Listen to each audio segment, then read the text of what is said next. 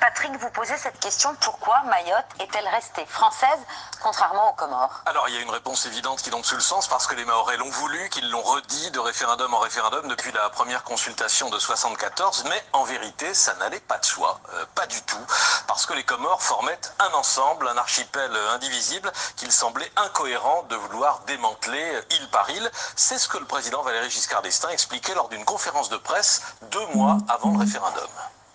Pour ce qui est de l'île de Mayotte, était-il raisonnable d'imaginer qu'une partie de l'archipel devienne indépendant et qu'une île, quelle que soit la sympathie qu'on puisse éprouver pour ses habitants, conserve un statut différent? Je crois qu'il faut accepter les réalités contemporaines. Les Comores sont une unité, ont toujours été une unité. Il est naturel que leur sort soit un sort commun.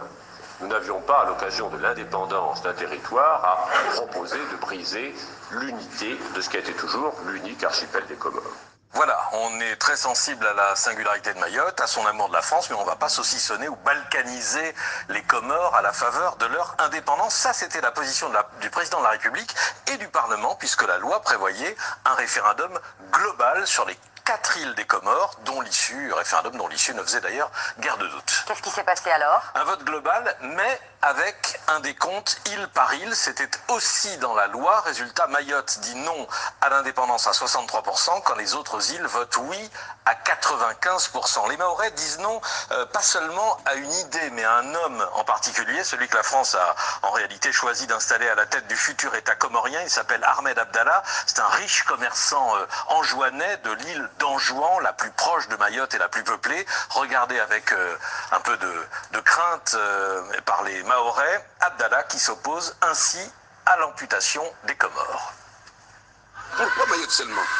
Est-ce que les 3 autres îles n'ont pas été des enfants français? Est-ce que ces 3 autres îles n'ont pas été aimées par la France?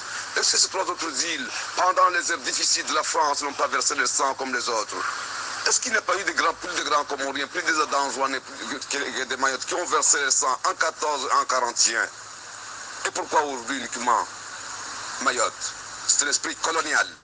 Ahmed Abdallah, qui est d'autant plus furieux du possible largage de Mayotte que le sujet a fait l'objet d'un marchandage électoral au plus haut niveau de l'État français. Un marchandage pour la présidentielle de 74. Exactement. François Mitterrand l'a raconté dans son livre Ma part de vérité. Ahmed Abdallah est venu le rencontrer au domicile d'André Rousselet, rue d'Aumale, à 8 jours du second tour, pour lui dire qu'il avait dans la poche 75 000 suffrages tout cuits, mais que, désolé, il les avait déjà promis à Giscard contre l'engagement d'une indépendance des Comores, Mayotte comprise.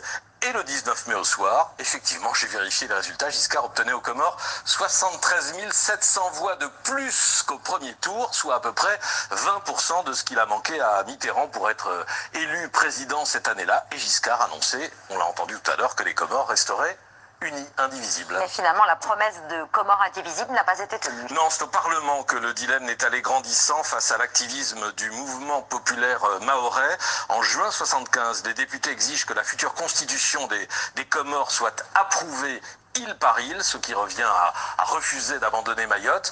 Abdallah, qui se sent floué, et on peut le comprendre, proclame unilatéralement l'indépendance des Comores. Les Mahorais se placent alors sous protection de la France. L'Afrique, quasi unanime, dénonce le colonialisme français. Un mois plus tard, Abdallah est opportunément renversé, et voilà comment Mayotte est restée française. Il n'y a plus de conflit aujourd'hui? Ah si, pour les Comores, Mayotte c'est Taïwan. Le pays n'a jamais admis la division de l'archipel. La France a été condamnée par plusieurs résolutions de l'ONU. L'Union africaine considère toujours ce territoire comme occupé par une puissance étrangère. Cela dit, les Comores seraient bien en peine de donner des leçons au monde. Le pays est dirigé par un putschiste qui vient de faire condamner à la perpétuité son principal opposant, l'ancien président Sambi, pour haute trahison, un crime qui d'ailleurs n'existe pas dans le droit comorien. Mayotte a donc choisi de rester française en 74. C'est donc à l'État français d'y faire régner l'ordre et la paix sociale. Mais est-ce encore possible dans ce département secoué par les violences? Vous alertez, Estelle Youssoufa, sur la situation gravissime à Mayotte.